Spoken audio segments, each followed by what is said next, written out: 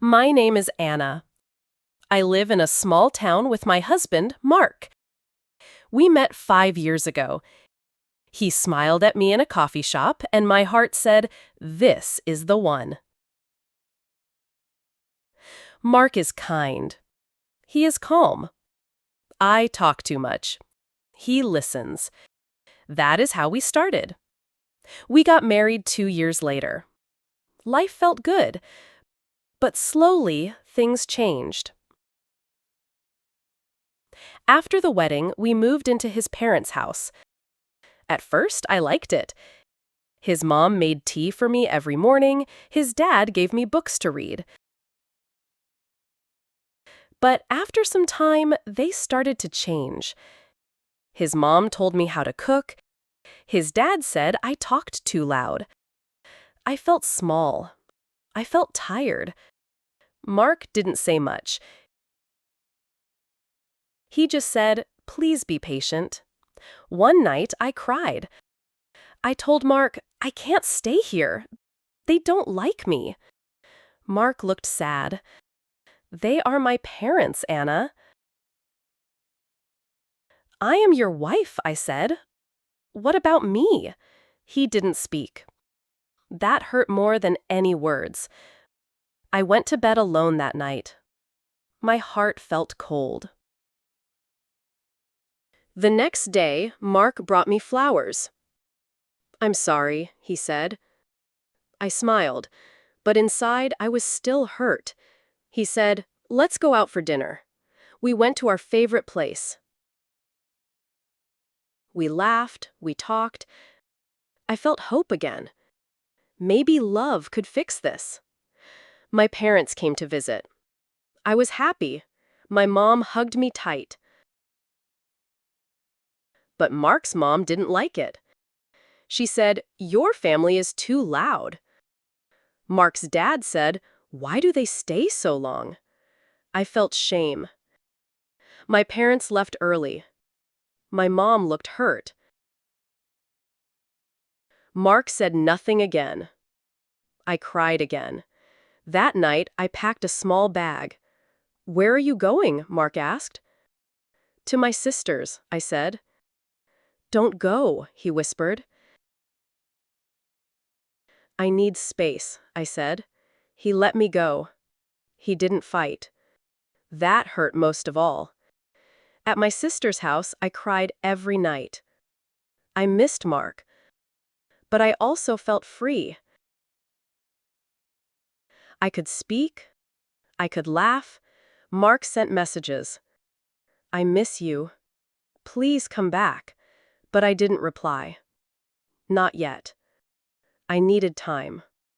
After 2 weeks, I got a letter. Mark wrote, "I see now. I was wrong. I didn't protect you. I was afraid to hurt my parents. But I hurt you more. Please let me fix this. Please give me one more chance." I cried when I read it. Mark came to see me. He held my hand. "Let's get our own place," he said. "What about your parents?" I asked.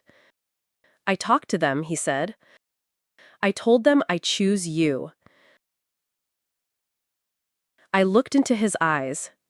He looked strong. He looked sure. I said yes. We found a small apartment. It had one room and a tiny kitchen, but it felt like heaven. We cooked together, we laughed again. Mark's parents called.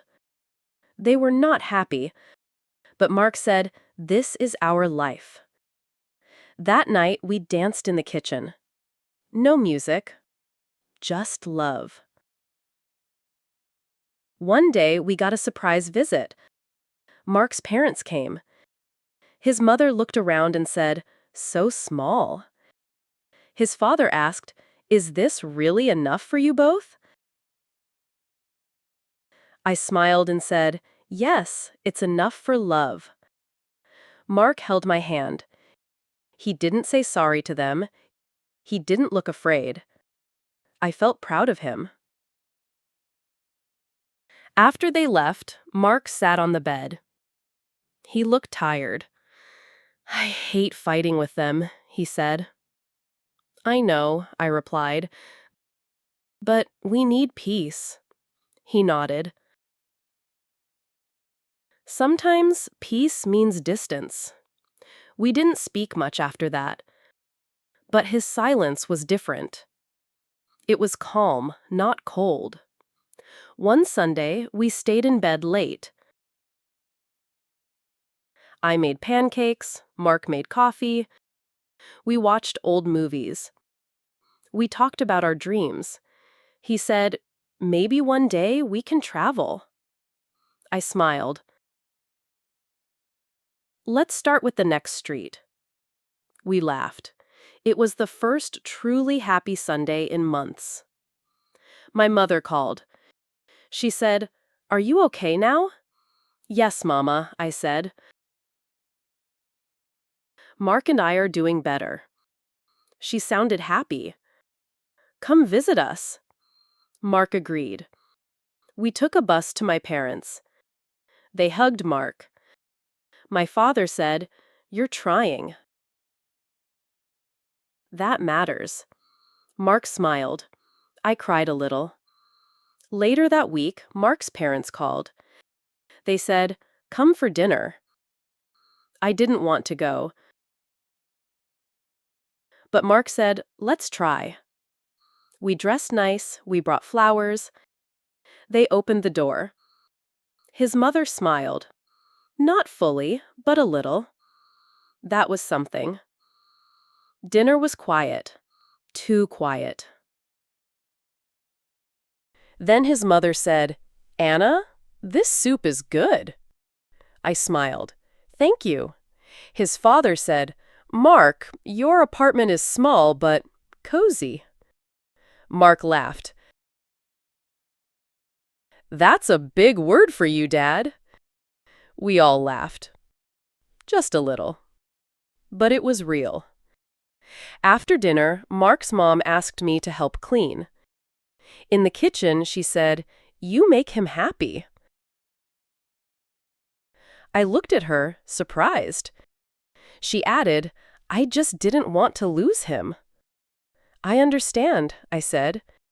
She nodded. "Maybe we both love him too much." I smiled. "Maybe we do." It was Mark's birthday. I made a cake. His parents came, my parents came. Everyone sat in one room. At first, it was hard. But then, Mark said, "This is my best gift, all of you here." The room was quiet. Then people smiled. Love was growing. One night, it rained hard. We sat by the window. Mark said, "Do you still love me?" I looked at him. I never stopped. He took my hand. "I will never let you feel alone again." We watched the rain. It felt like the past washing away. We stood on our balcony. The sky was clear.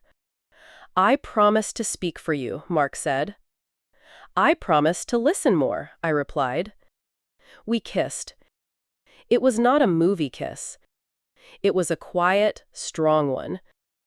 The kind that says, "We made it through." One day, I came home late. Mark looked upset. "Why didn't you call?" "I was busy at work," I said. "You could have texted." "I forgot, Mark." We both got quiet. Then I said, "I'm sorry." He said, "Me too." It was a small fight, but we fixed it fast. We started saving money. Mark worked hard. I worked hard too. We made plans to buy better chairs, a new sofa, maybe one day a house. We didn't need much, just comfort. We made a list. At the top, I wrote, "Always love first." Mark smiled. One morning, Mark's phone buzzed. It was his mom. She wrote, "Good morning to you both. Miss you." I read it too. She said, "You both," I said. "Yes," Mark smiled. "She's learning." "She's changing," I added. "She's trying," Mark said. And that was enough.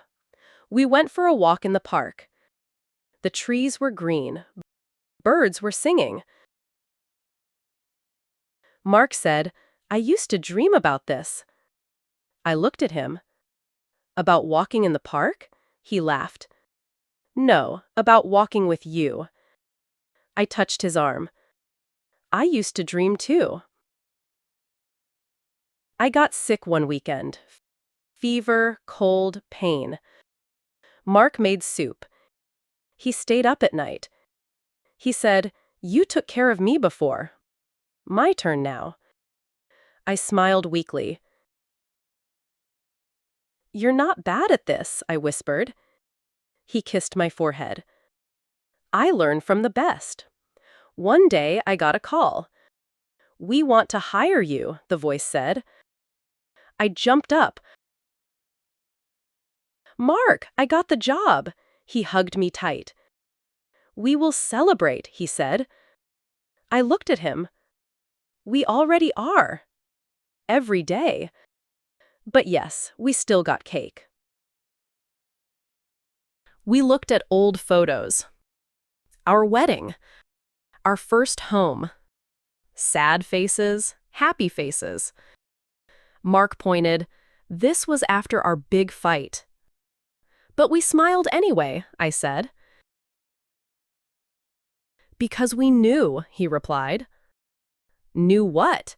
"That love wins," he said. I kissed him. Yes, love wins.